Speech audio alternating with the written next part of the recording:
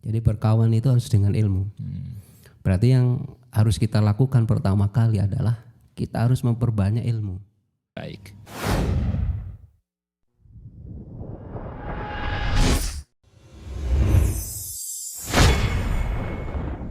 Bismillah, Assalamualaikum warahmatullahi wabarakatuh. Waalaikumsalam. Sahabat Mutakin yang dirahmati Allah, alhamdulillah jumpa lagi kita dalam acara, dalam channel yang sangat baik ini, Syahadah Mutakin, yang kali ini bincang bareng Ustadz bersama guru kita, narasumber kita yang telah hadir, Ustadz Syamsuddin Ramadan. Assalamualaikum Ustadz. Waalaikumsalam warahmatullahi wabarakatuh. Apa kabar Ustadz? Baik, alhamdulillah, baik-baik Ustadz.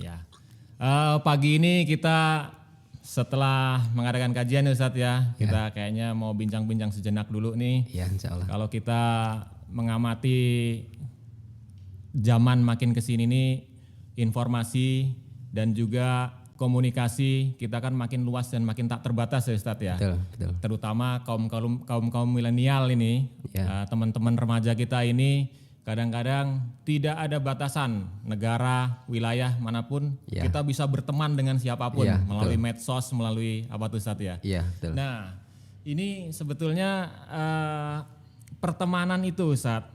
Jadi Islam tuh memandang sebuah pertemanan itu seperti apa sih Ustadz? Urgensinya seperti apa dan bagaimana sih sebetulnya dalam kacamata Islam sendiri itu berteman itu seperti apa Ustadz? Ya.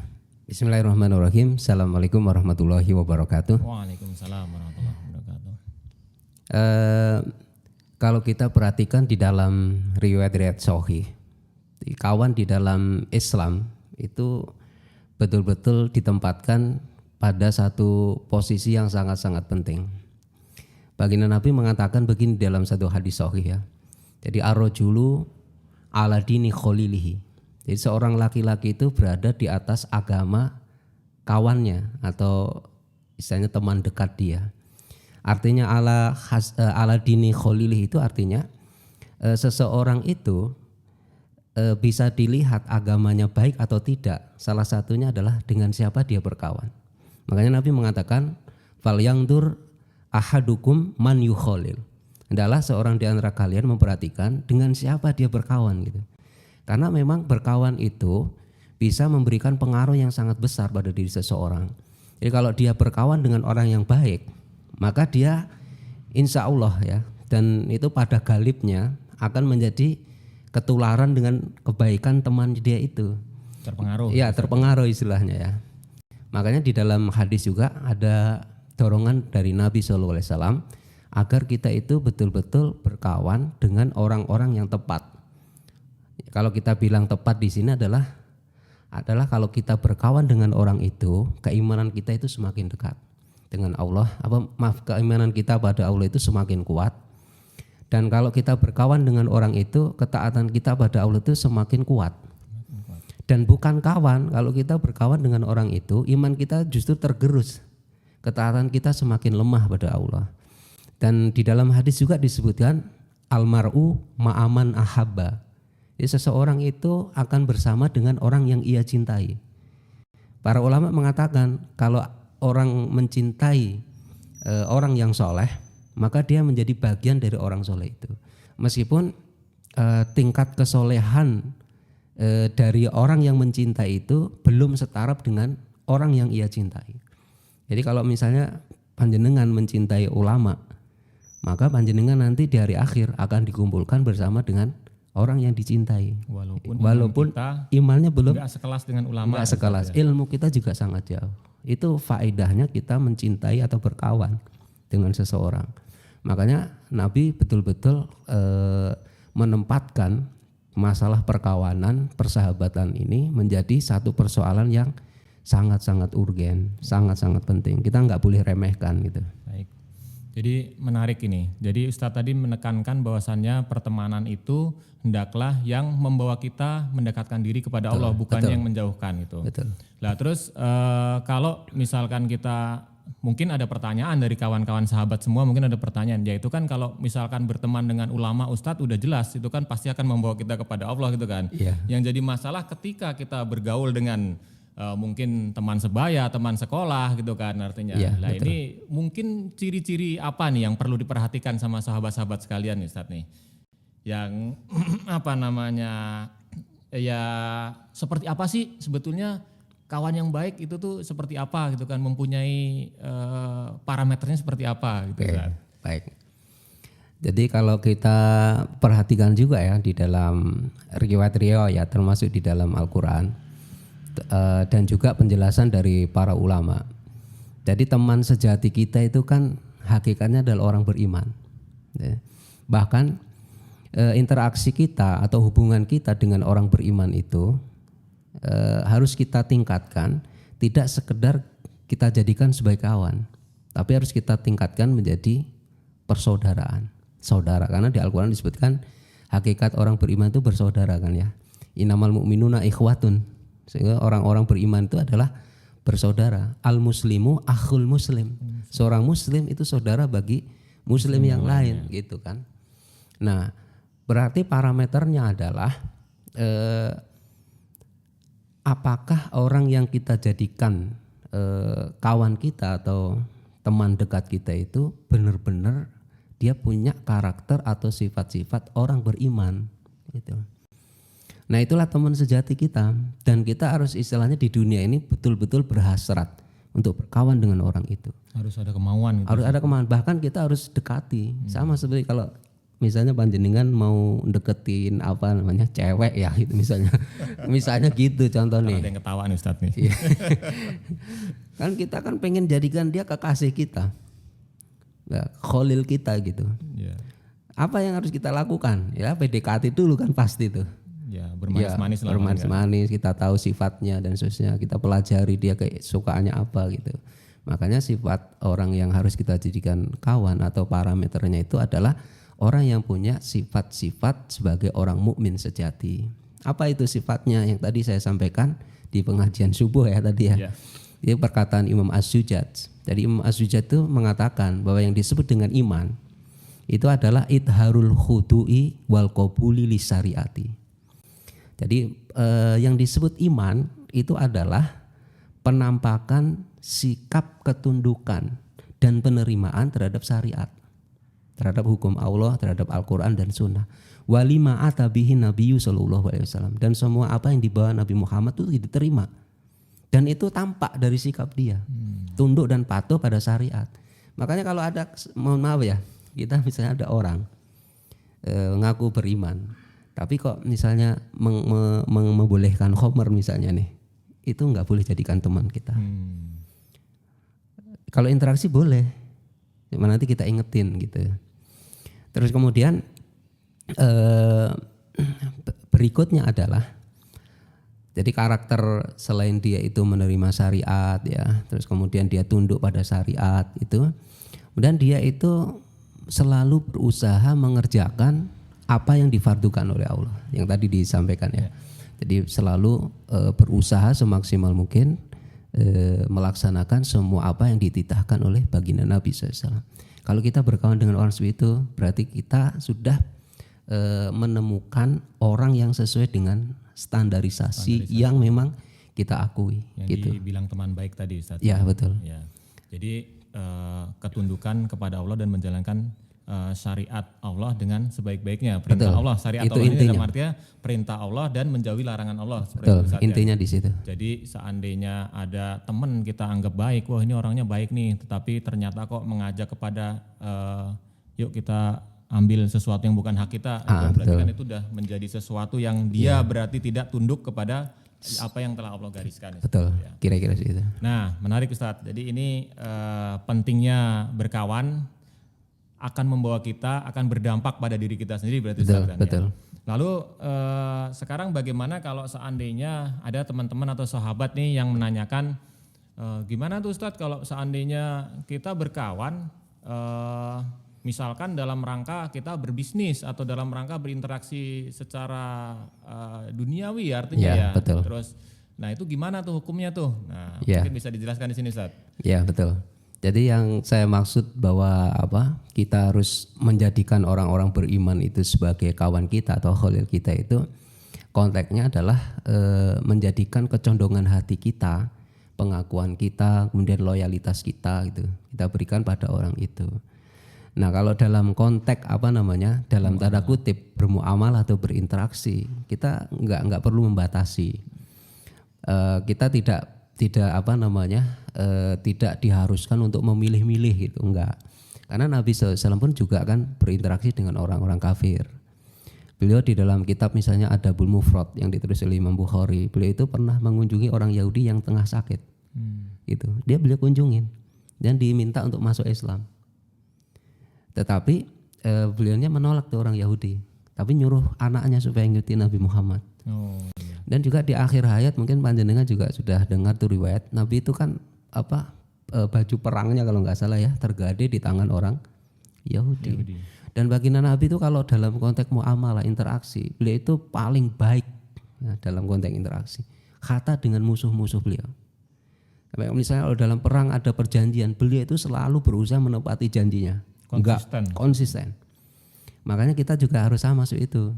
Dengan siapapun, kata itu orang, mohon maaf ya, orang yang suka berbuat dosa, kita kalau bisa dekatin. Kalau kita bermuamalah dengan mereka, berinteraksi dengan mereka ya sebaik-baiknya. Karena di dalam sunnah tuh Nabi bersabda begini, Innallaha katabal ihsana fi kulli syai'in. Allah itu menyuruh kita untuk berbuat baik. Jadi ihsan yang terbaik gitu, ihsan tuh ya. Fi kulli syai'in. Di dalam segala sesuatu. Termasuk juga kalau kita bermuamalah. Jangan mentang-mentang misalnya gini ya, ini orang kafir nih, bisnis sama orang kafir kita tipu aja deh gitu, enggak boleh. Itu enggak benar tuh, enggak boleh ya. Atau misalnya ada tetangga kita orang non muslim kita jahatin gitu, dia sakit enggak kita kunjungi ya jangan. Tapi yang enggak boleh memberikan kecondongan hati kita pada karakter dia orang kafir itu. Kira-kira batasannya itu ya yang kalau menurut saya. Jadi kalau berarti kalau secara muamalah tidak ada batasan apapun. Tidak ada batasan. Kan? Tapi kalau sudah menyangkut masalah akidah, itu tadi seperti yang Ustadz utarakan di depan tadi, kita harus memilih memang teman yang merujuk kepada syariat atau tunduk kepada syariat Allah Subhanahu Wa Taala. Kecuali kalau dalam muamalah itu kita khawatir ya. Jadi meskipun itu tidak dibatasi dan artinya itu boleh ya. Tapi kalau kita khawatir, kalau kita bermuamalah dengan dia, ya kita nanti malah terjatuh kepada perbuatan-perbuatan yang tadi ya menyimpang dari Islam. Menjaga jarak di situ juga, kalau menurut saya juga harus, gitu harus. Makanya kalau kita misalnya berbisnis nih ya, para ulama itu mengatakan begini misalnya, kalau panjenengan misalnya punya perusahaan, yang mesti direkrut pertama kali untuk jadi karyawan antum itu harus dari kalangan orang beriman. Kalau misalnya dari kalangan orang kafir direkrut itu harus didakwai. Itu syaratnya para ulama begitu. Kalau interaksi dalam hal bisnis ya. Makanya muslim itu harus didahulukan. Yang saudara-saudara kita. Karena ini terkait dengan ta'awun ya. Tolong menolong. Meskipun tidak dibatasi. Tadi nanti kalau kita berinteraksi dengan orang non muslim dalam konteks muamalah, kalau kita khawatir ya nggak apa-apa dibatasi gitu. Kira-kira itu ya. Termasuk juga walaupun dengan tanda kutip misalkan kita teman katakanlah sama muslim, tapi kalau ta'awanunya alal ismi wal udwan nggak boleh. Itu juga harus kita tinggalkan. Harus tinggalkan ya. Harus kita ingatkan. Ya kan juga kadang-kadang terjadi juga fenomena di masyarakat ini kadang-kadang kan tolong menolong, tapi tolong menolong dalam kebatilan Ustaz nih kadang-kadang. Betul. Tolong menolong tapi mencuri anggaran kan seperti itu kan, itu yang suka terjadi seperti itu Ustaz. Korupsi massal. Nah itu juga harus kita tinggalkan tuh Ustaz yang seperti itu ya berarti ya. Itu biasanya gini ya, itu pentingnya berkawan tuh di situ Ustaz. Jadi ada orang itu yang berbuat baik ya, berbuat baik, taat gitu, tapi begitu dia masuk ke lingkungan yang buruk, teman-teman kantornya pada korupsi, kepengaruh, nggak enak ini gitu. Ya, Terus nanti kalau dia dikritik, oh teman saya aja juga gitu kok gitu, dia berdalihnya dengan temennya gitu. Itulah pentingnya berkawan tuh di situ. Nah baiklah, menarik nih Ustaz nih. Lalu pertanyaan terakhir nih Ustaz nih, dalam kesempatan kali ini pertanyaan terakhir nih. Tadi udah Ustadz jelaskan kawan-kawan itu pentingnya berkawan seperti itu, dan juga secara muamalah pun juga kita tidak dibatasi. Namun Sekarang dari diri kita sendiri nih Ustadz, tentunya kita semua, sahabat semua pastinya berharap akan mendapatkan teman yang baik. Betul. Baik itu dalam urusan muamalah maupun dalam urusan akhirat. Nah ini bagaimana nih Ustadz? Kan sesuatu haruslah dimulai dari diri kita sendiri kan Ustadz ya? Betul. Nah gimana nih supaya kita ini mendapatkan teman yang baik itu kita apa sikap atau apa yang harus kita lakukan sebelum kita tuh mendapatkan teman itu Ustadz? Jadi dengan kata lain bagaimana dimulai dari diri kita itu seperti apa agar kita tuh mendapatkan teman yang memang baik gitu loh Ustaz. Yang pertama tentu dengan ilmu ya. Jadi berkawan itu harus dengan ilmu. Berarti yang harus kita lakukan pertama kali adalah kita harus memperbanyak ilmu. Belajar ngaji, belajar fikih Islam. Sehingga kita tahu parameter itu halal, itu haram, ini baik, ini buruk gitu. Nah dari situlah nanti kita bisa terapkan, ini orang punya sifat seperti ini atau tidak gitu. Karena kalau kita nggak belajar, kita nggak tahu standar kan ya. Makanya ya langkah pertama itu adalah kita harus banyak belajar, ngaji dulu, memperbaiki diri kita sendiri dulu. Berilmu, yang penting itu berilmu. Kemudian yang kedua, kalau kita misalnya melihat ada orang itu dohirnya baik, memang secara hukum kan nahnu nahkumu bidohir ya, kita hukumi orang itu dari sisi penampakannya. Tapi untuk menetapkan orang itu kita akan jadikan sebagai khalil kita, teman dekat kita, kerabat kita itu juga harus kita perhatikan dengan seksama perilaku dia, gitu di masyarakat, di dalam muamalah, dalam bertutur kata dan seterusnya gitu. Dia konsisten enggak gitu. Kalau dia memang konsisten dalam perkataan dan perbuatannya, berarti memang syarat bahwa dia itu jadi khalil teman dekat kita itu terpenuhi gitu. Kemudian yang ketiga ya kita berusaha mendekati orang-orang yang sudah terkenal kesolehannya, ya kesolehannya.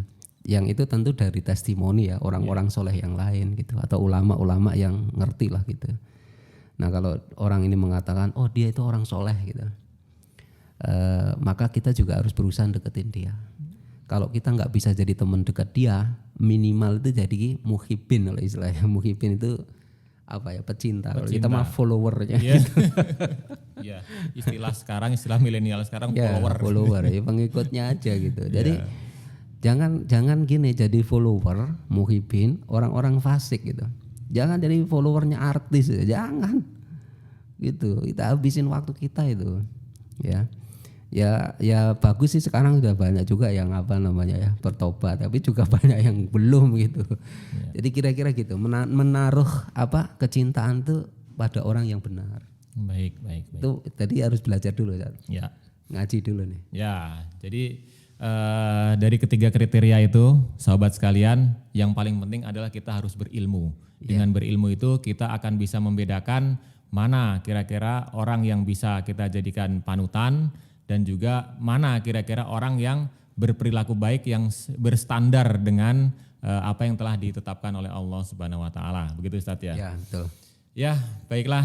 Terima kasih Ustadz nih atas bincang-bincangnya yang Masya Allah singkat namun padat ini Ustadz. Amin ya. Dan mudah-mudahan Sobat Mutakin sekalian dapat menjadi ilmu yang bermanfaat perbincangan kita pagi hari ini, dan juga harapannya adalah mudah-mudahan kita tidak salah dalam memilih kawan. Betul. Supaya kita dapat lebih baik hidup kita dan juga kita dapat mendapatkan keselamatan dari Allah Subhanahu wa taala dari azabnya di yaumul qiyamah. Demikian sahabat Mutakin sekalian. Terima kasih. Assalamualaikum warahmatullahi wabarakatuh. Waalaikumsalam warahmatullahi wabarakatuh.